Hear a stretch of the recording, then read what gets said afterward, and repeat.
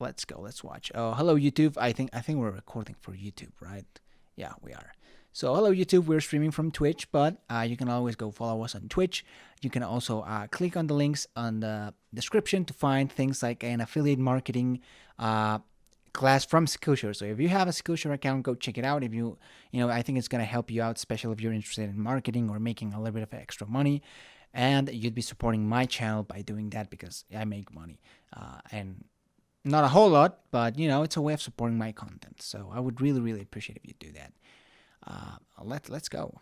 As China begins to reopen its factories and return back to work, what they are returning to will not be the same. Right? Despite China being the world's economic darling for the past 40 years, the balance of the world's economic power has begun to shift towards some places that you might not expect. In fact, we are already starting to see some signs of other nations around the world rising up in order to take away some of China's manufacturing power. Yo, I've been there. Rising up in order. This is, gosh, what is this place? I think the name of this place is Janitzio. I don't know where it is. This is actually an island in a lake in Mexico. Or maybe I'm wrong. Maybe this is just a random ass place. But if I remember correctly, I've been to this island, sort of a touristy place because you can climb on top and see the view of the lake and the mountains. It's really cool. Maybe I don't know, check some photos on Instagram if I have those. In order to take away some of China's manufacturing prowess away from them. Yeah, and who knows, we might be witnessing the creation of the next generation of economic superpowers right in front of our very eyes. But the reason that this is happening is a little bit complex. It started a few decades ago in 1970s China when the country began shifting its economic policy away from communism and more towards capitalism. They soon began building specific economic zones where massive ports and factories could be built that would maximize productivity and efficiency. And once these economic zones were opened up to foreign trade and investment, China's economy began exploding. In the 1980s, many Fortune 500 companies began having their products manufactured in China because China could make their products with a similar level of quality but for a substantially lower price than if they were to have been manufactured in the West. And this was largely because of the extremely low wages that Chinese workers made, along with other factors like tax laws and import-export efficiencies. So, all of a sudden, if a competitor chose to manufacture their products outside of China, they simply could not compete on price, which would likely have made them go out of business. So that is when everything began getting made in China. By the 2010s, 1/3 of all products on the planet were manufactured in China. And within the span of 50 years, China had turned itself around from an impoverished nation of farmers to a nation that has the second largest economy in the world behind the United States. Now, despite all of this success, there have been a few strange things that have happened over the past few years. Now, here's a question for you. What happens when a country who builds its economy based upon low labor costs all of a sudden becomes very wealthy? Well, here's what happened to China. In 1990, the average yearly wage from a Chinese worker was about $150 US. By 2005, it was $2,800. In 2015, it was $8,900. And as of this year, the average Chinese worker makes around $13,500. Yo, you're killing it. That is a massive increase where we have seen the average wage of a manufacturing worker increase by over 8,500% over the last 30 years. And what this means today is that the cost of making products in China has become a lot more expensive than it used to be. It ain't as Companies cheap. can't make products for an 80% discount in China anymore like they used to. And because of this, we actually began to see a decline in manufacturing in China in 2016, where for the first time in the country's modern history, their manufacturing output actually decreased by 2%. But the success of China's economy was only the first factor coming into play when talking about the decrease in its manufacturing output.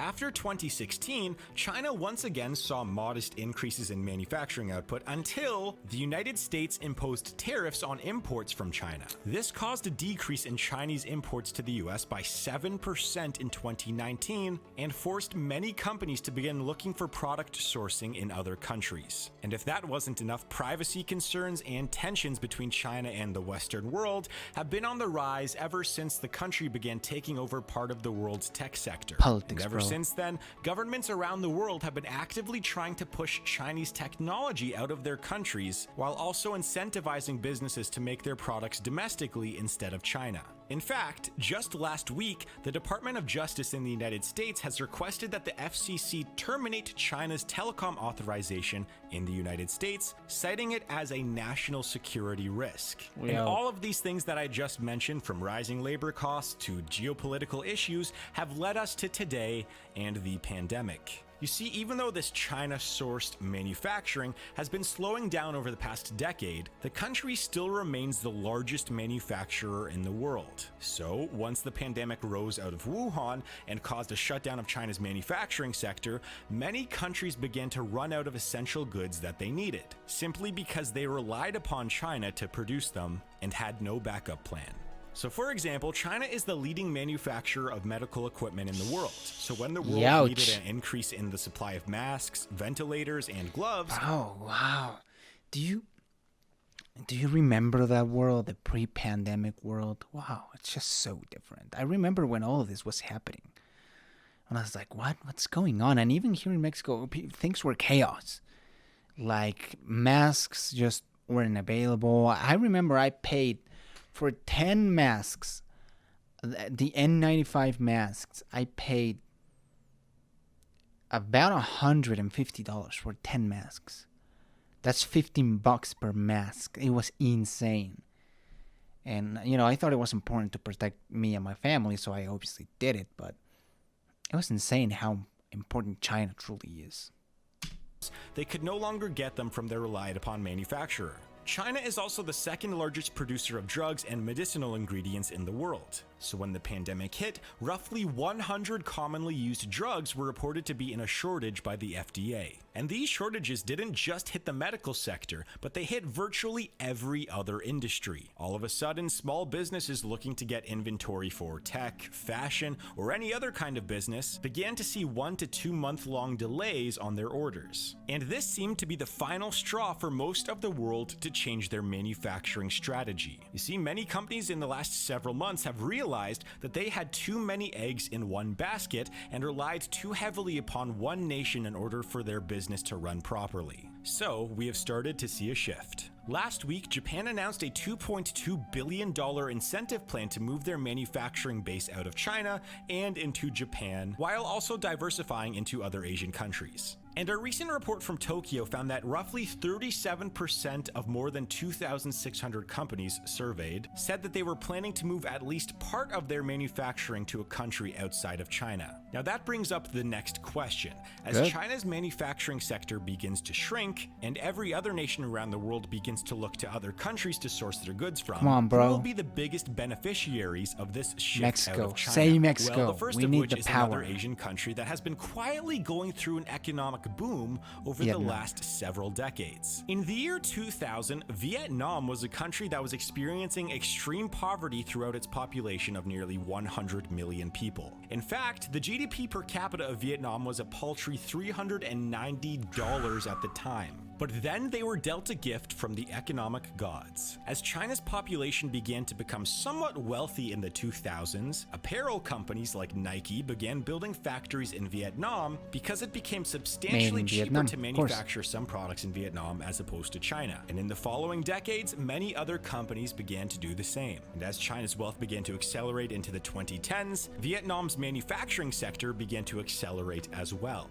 Today, Vietnam is now considered a middle-income country country with a GDP per capita of roughly $3,000. And keep in mind that this shift from extreme poverty to middle income has occurred within just 20 years, making it one of the fastest growing economies in history. And if this trend were to continue, we could see Vietnam surpass the likes of the United Arab Emirates, Singapore, Iran, and even Hong Kong in terms of economic power within the next several decades. Well, another maybe country that that's has a little bit benefited far a of a lot from stretch. China's manufacturing downturn, especially over the last 2 years, has been Mexico. Tempest Capital has estimated that Mexico will be receiving between $12 billion and $19 billion in Chinese manufacturing redirects per year for the near future. And in Way to fact, go. one survey of 160 executives by Foley and Lardner suggested that 2/3 of large corporations in the United States were planning on moving at least part of their manufacturing base out of China And I'm into proud Mexico to be within an 2 years. American, Now, who knows how many of 'cause these at companies least will I actually know follow I'm through with free. their plans, but there's a lot of data that is showing how Mexico is already becoming a bigger manufacturing hub of the world. For example, in 2017,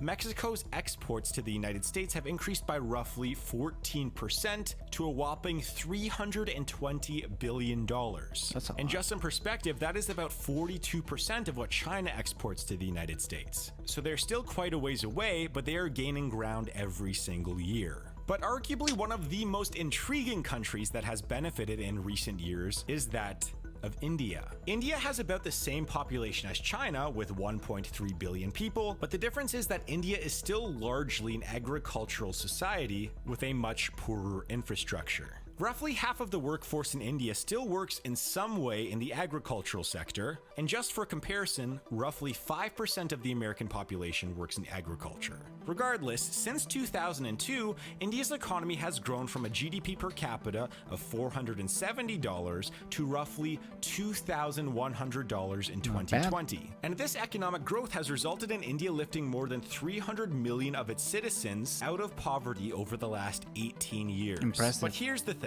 Unlike a country such We as already did multiple videos about India. We saw how, we saw the geography one. We also saw the emerging India video, and that we realized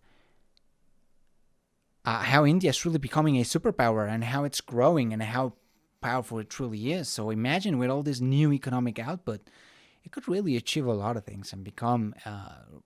Reach that level of becoming a global superpower. Vietnam, India's growth has not come from manufacturing. It has actually come from service-based industries like banking, retail, and information technology. Except there was one economic experiment that began being run at the start of 2014, and that was cell phone manufacturing. So at the start of 2014, India was manufacturing about 10 million cell phones a year. But by the end of 2019, India was producing roughly 150 million cell phones per year and quickly became the second largest cell phone manufacturer in the world. And despite this massive ramp up in manufacturing of cell phones, India's infrastructure is still seen as too inadequate right now for them to become the next China. But with big investments from companies like Apple, who have begun making some of their iPhones in cities like Chennai, we might see an expansion of India's manufacturing sector in the near future. And one key advantage that India has is a large, young workforce and an extremely low cost of labor. Currently in India, the average manufacturing laborer makes about $5 per day. Meanwhile, the average Chinese manufacturing laborer makes about $28 per day. This has made India a more attractive place for some companies to take a risk and manufacture their products in India, even if they run into some Yeah, if I were a company, I would definitely give India a try, especially because they have a large population, as this guy says. They also very well, they know English, and you know that by... And I know this is a stereotype, but it is true. People from the phone service, a lot of those companies are based on India. And that's no coincidence because they know how to speak English. And they are very well versed in the technology world. So, it could work. infrastructure problems along the way. So, if India were to fix their infrastructure and capitalize on manufacturing in the same way that 100%. China did in the 1990s, we might see India become the third true economic superpower of the world behind the United States and China. But again, that is a big if. So, even though there are some countries that are benefiting from China's downturn in manufacturing, that does not mean that China will be giving up its mantle for being the world's factory anytime soon. It looks like we might be at least 20 years away before another country catches up to the likes of China in terms of manufacturing output. But this brings up the question. If the likes of Vietnam, Mexico, or India become the new China and reach a wealth standard that China reached in the 2010s, then what will the next manufacturing hub be? Well, some say that within 50 years, with enough advancements in AI and robotics, many products will be produced domestically by each country. But if that doesn't happen within the next half century, there is an entire continent with a large population and cheap labor force that is already being viewed as an economic battleground between the United States and China. But we will save the story of the economy of Africa for another time. Yo, that was good. That was good. I truly hope that Mexico becomes a superpower.